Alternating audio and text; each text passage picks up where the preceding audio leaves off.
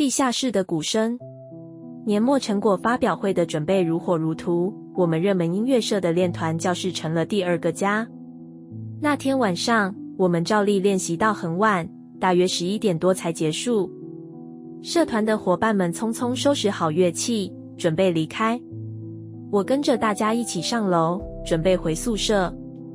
然而，就在快到门口时，我突然摸了摸口袋，发现手机不见了。糟了，我手机忘在练团室了，我赶紧对伙伴们说。他们因为太累，没多想，只提醒我赶快拿完再离开，便先走了。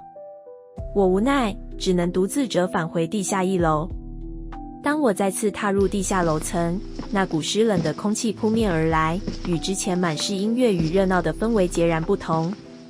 走廊的灯光昏黄，墙上的阴影随着我的脚步晃动。我快步走向练团室，心中只想赶紧拿到手机离开。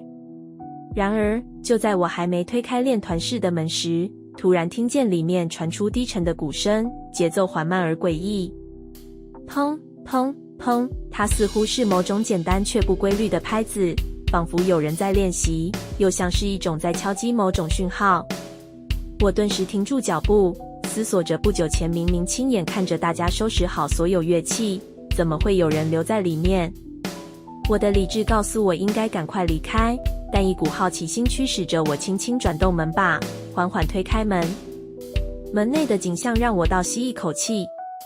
练团室空无一人，只有那架鼓套孤零零地摆在角落。然而，鼓槌却自行漂浮在半空中，像有双无形的手在敲击着鼓面。鼓声停止的一瞬间，房间内变得死一般寂静。随后，一阵冷风吹过，我的手机竟然自己滑落到地上，屏幕亮起显示11点11分。我被这一幕吓得不敢多待，抓起手机就跑。冲出地下室后，我将事情告诉了其他伙伴，他们的表情从半信半疑变为惊愕。有人想起一则学长姐流传的传闻，多年以前，有位学长在练团室为了成果发表练习到深夜，过于疲累不慎猝死。自此之后，每逢成果发表前的夜晚，就会有人听到练团室里响起不寻常的乐器声，尤其是鼓声。